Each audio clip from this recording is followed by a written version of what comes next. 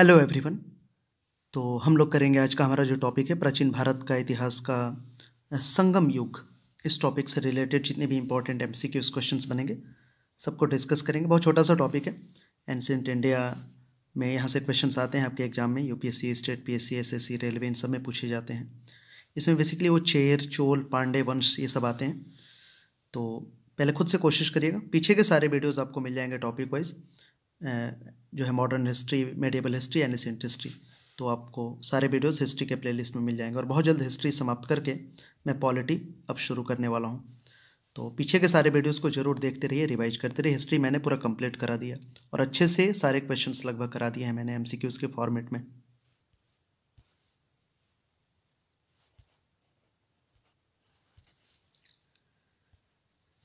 चलिए, पहला क्वेश्चन आपके सामने। यूनानी यात्री हेरोडोटस भारत आया था।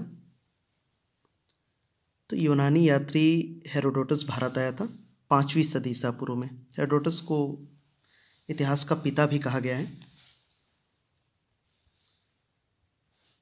किस संगम साहित्यिक कृति में उल्लेख है कि आर्यों ने विवाह का अनुष्ठान और समारोह प्रारंभ किया? तो ऐसा वर्णन है तुल्कपियम में। तुल्कपियम बेसिकली एक ये तमिल व्याकरण है। ये क्या है? तो एक तमिल जो है ये व्याकरण है, तमिल व्याकरण। 5वीं सदी के बाद बहुत सी प्रसिद्ध रचनाएं नैतिक एवं दार्शनिक उद्देश्यों से लिखी गई थी। इनमें तिरुवल्लुवर की जो है तिरुकुलर सबसे प्रसिद्ध है। तो ये तुल्कपियम में जो संगम साहित्य कृति है, इसमें उल्लेख है कि आर्यों ने विवाह का अनुष्ठान और समारोह प्रारंभ किया था। संगम तमिलों का प्राचीनतम जो है उपलब्ध ग्रंथ है, तो ये है तोल्कापिया। तोल्कापिया क्या है? तमिल व्याकरण है।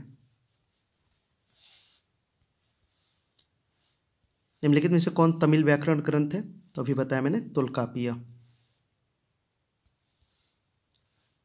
संगम ग्रंथ तोल्कापिया किस विषय पर आधारित है? तो ये व्याकरण पर आधारित है, तमिल व्याकरण।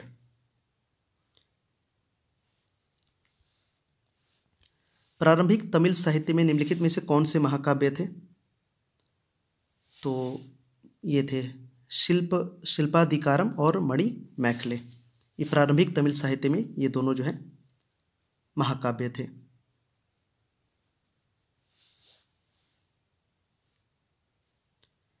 तो इन दोनों के बारे में थोड़ा थोड़ा मैं बता दूं आपको, शिल्पाधिकारम और मणि मैखले।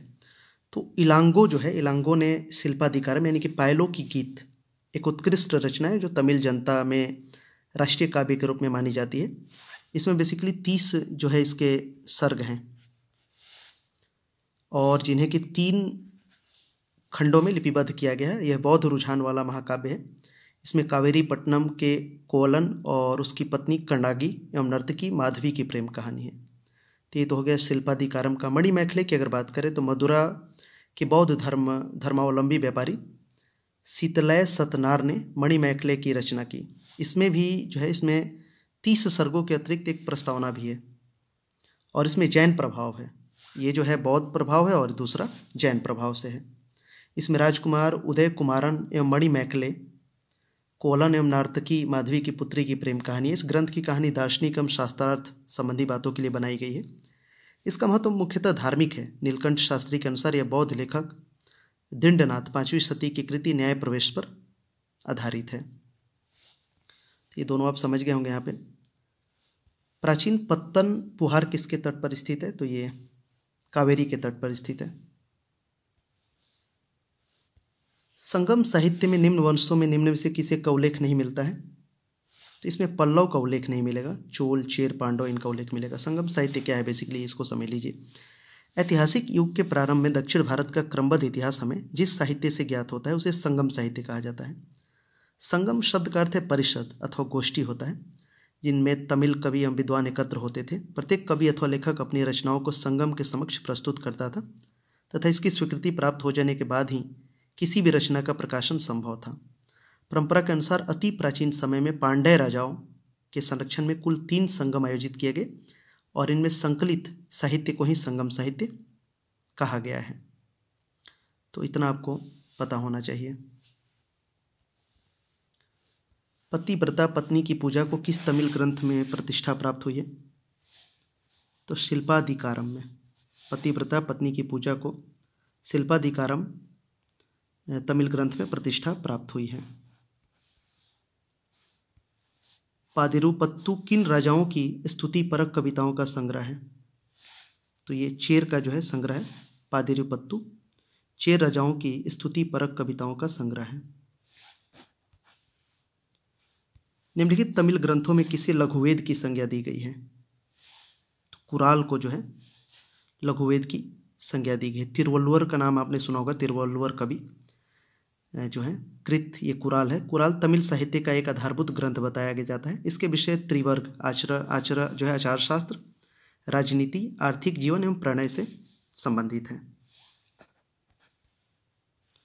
शिल्पाधिकारम का लेखक था तो इलंगो जो है ये शिल्पाधिकारम का लेखक था। शिल्पाधिकारम यानी पायलो का गीत, जिसके बारे में मैंने बताया आपको। 5वीं सदी के तमिल महाकाव्य शिल्पाधिकारम में किस नदी की स्तुति की गई है? तो ये कावेरी नदी की स्तुति इसमें की गई है। संगम काल में तमिल भाषा में महाभारत लिखने वाला कौन था? तो ये थे पेरेंदेवनार।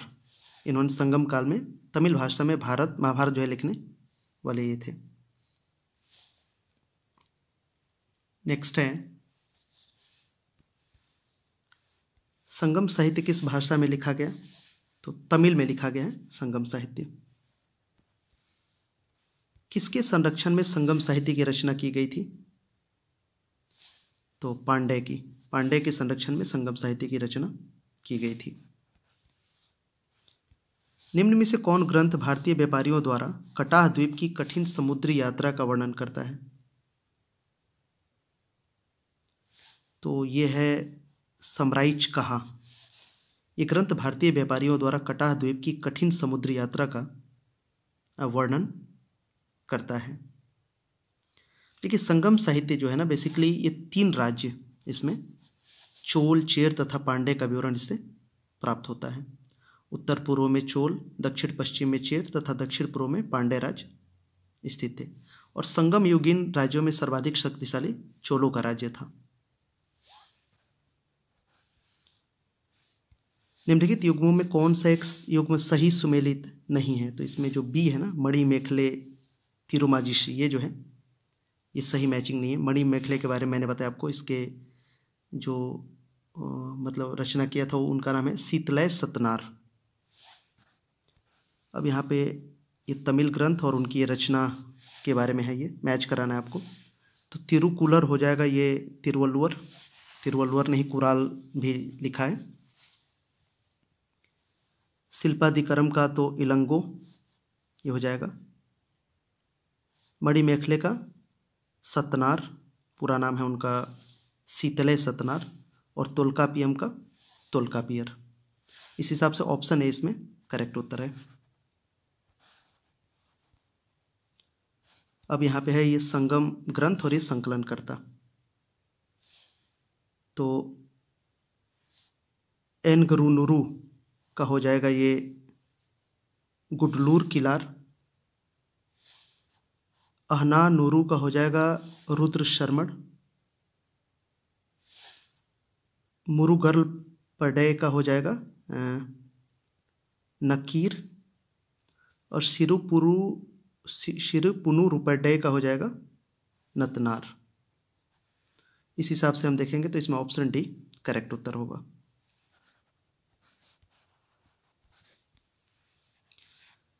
क्वेश्चन नंबर 21 है कि भारतीय इतिहास के प्रारंभिक काल में टोंडी किनका एक समृद्ध समुद्र पतन था? तो ये चेर का था। टोंडी जो है इनका एक समृद्ध समुद्र पतन। नेक्स्ट है, संगम युग के क्लासिकल ग्रंथों की तिथि थी।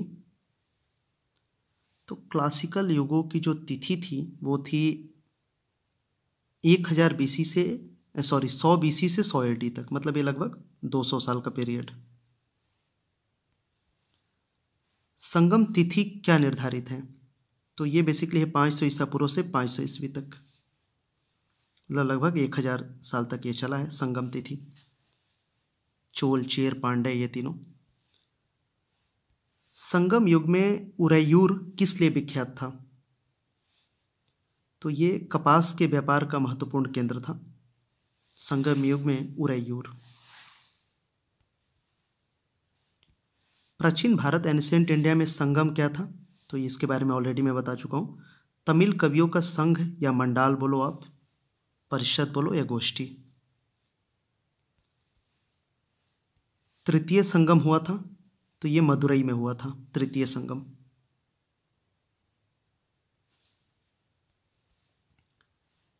संगम से तात्पर्य है तमिल विद्वानों की सभाएं। प्रथम तमिल संगम की स्थापना की थी तो अगस्त्य ने प्रथम तमिल संगम की स्थापना की थी। परंपरा अनुसार कितने संगम हुए थे? तो 3। परंपरा अनुसार 3 संगम हुए थे। दक्षिण भारत के इतिहास में संगम युग के संबंध में कौन सा कथन सही है? तो यह महान साहित्यिक गतिविधियों का युग था, ये इसमें सही होगा। निम्नलिखित में से किस बंदरगाह को पेरिप्लस ऑफ द एरिथ्रियन सी का लेखक पढ़ के रूप में जाना जाता है? तो ये अरिकमेडु को पेरिप्लस ऑफ द एरिथ्रियन सी का लेखक जाना जाता है। रोमन बस्ती कहाँ मिली है? तो ये अरिकमेडु में मिली है रोमन बस्ती। भारत में रोम के व्यापारिक प्रतिष्ठान की खोज निम्न में से सर्वप्रथम की गई? तो अरिकमेडु में। भारत में रोम के व्यापारिक प्रतिष्ठान की खोज सबसे पहले की गई अरिकामेडु में। तोंडी एक समृद्ध पत्तन था तो ये चेरों का जो है समृद्ध पत्तन था तोंडी। कौन एक बंदरगाह भारत के पश्चिमी तट पर अवस्थित नहीं था? तो मोटूपल्ली जो है ये बंदरगाह भारत के पश्चिमी तट पर अवस्थित नहीं था।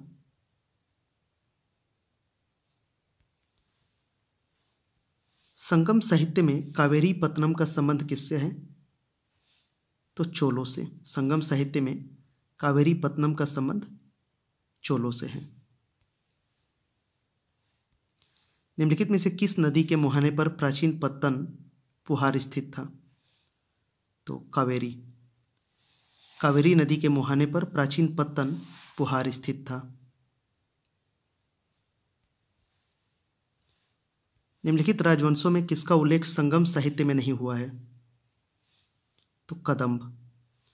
कदम राजवंशों में जो है कदम राजवंशों में उल्लेख संगम साहित्य में नहीं हुआ है इसका, कदम का। चेर चोल पांडव यही तीनों थे। संगम युग में कौन सा राज्य नहीं था? तो ये पल्लव नहीं था। चोल, चेर, पांडे ये तीनों याद रखना है, और चोल सबसे पावरफुल थे।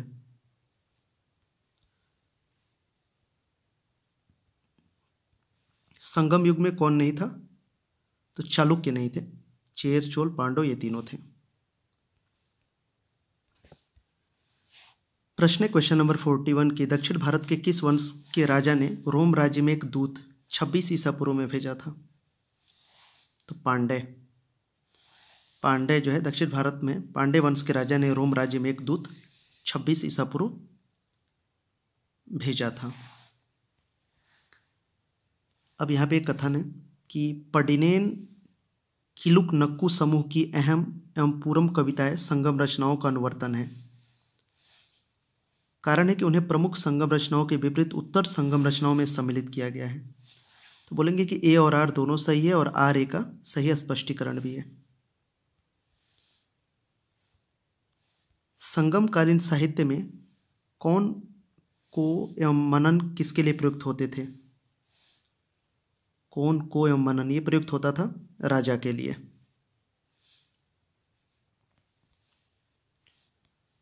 प्राचीन तमिल देश में उपजाऊ कृषि भूभाग की संज्ञा थी?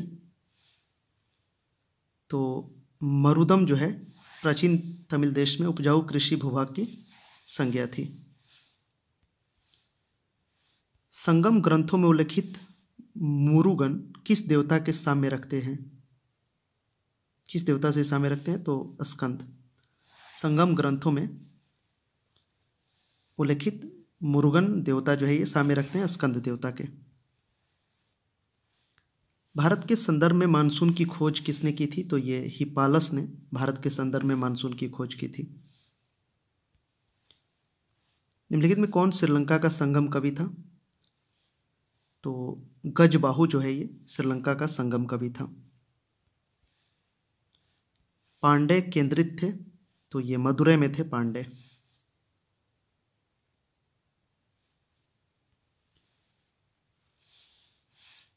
ये क्वेश्चन आप लोग के लिए होमवर्क रहेगा। क्वेश्चन नंबर 49, यूनानी रोमन व्यापारियों को यवन के रूप में कहाँ उल्लेखित किया गया? होमवर्क क्वेश्चन है आपका। यूनानी रोमन व्यापारियों को यवन के रूप में कहाँ उल्लेखित किया गया? आपके पास ऑप्शन है अर्थशास्त्र में, अशोक के अभिलेख में, अष्टाध्यायी में, संगम साहित्य में। इसका उत्तर आपको हमें कमेंट सेक्शन में करना है। अब आपको मैच कराना है सूची 1 को सूची 2 के साथ। सुमेलित करिए। तो तिरुकुरल ये दर्शन है, तोल्कापियन ये व्याकरण हो गया, शिल्पाधिकारम ये प्रेम कथा है, और मणिमेखले वाणिक कथा है। इस हिसाब से ऑप्शन डी इसमें करेक्ट मैचिंग होगा। अगला देखते हैं, ये भी मैच कराना। होमवर्क क्वेश्चन तो ऑलरेडी मैं पूछ चुका हूं आपसे। अरिकामेडु हिंद रोम व्यापार का केंद्र था। बोलेंगे सही है। अरिकामेडु की खुदाई से बड़ी संख्या में रोम के सिक्के मिले हैं, तो बोलेंगे कि ए और आर दोनों सही है तथा ए की सही व्याख्या आर है। तो इस तरह से एक बहुत ही छोटा सा टॉपिक था, हमने यहाँ पे कवर कर लिया संगम युग, जिसमें चेर चोल पांड्य वंश के बारे में जो बेसिक एक आइडिया आपके पास होना चाहिए उस पर मैंने बता दिया सारे क्वेश्चंस, लगभग 50 के आसपास। पीछे के सारे वीडियोस देखो हिस्ट्री में के प्लेलिस्ट में, आपको लाइन बाय लाइन मिल जाएंगे। और इसके आगे जो हमारा टॉपिक है, अभी और भी क्वेश्चंस मैं कराऊंगा। इसके बाद जो हमारा अगला टॉपिक आएगा दक्षिण भारत का इतिहास, जिसमें मैं चोल को और अच्छे से डिटेल में पढ़ेंगे, चालुक्य और पल्लव वंश, ये तीनों देख लेंगे अगले वीडियो में। उसके बाद गुप्त काल जो कि बहुत इंपॉर्टेंट है, उसको समझेंगे। तो पीछे के सारे वीडियोस को देखिए। वीडियो अगर आपको अच्छा लगता है तो ज़रूर लाइक और शेयर करिए। चैनल पे नए हैं तो सब्सक्राइब करिए, बेल बटन को दबा लीजिए। इसी तरह के बेहतरीन वीडियोस आपको मिलते रहेंगे डेली बेसिस पे। और टेलीग्राम ग्रुप से जुड़ के आप और भी ज़्यादा वहाँ पे इसी तरह के क्विजेज और स्टडी मटेरियल को प्राप्त कर सकते हैं। Thank you so much for watching this video. मिलते हैं नेक्स्ट वीडियो में।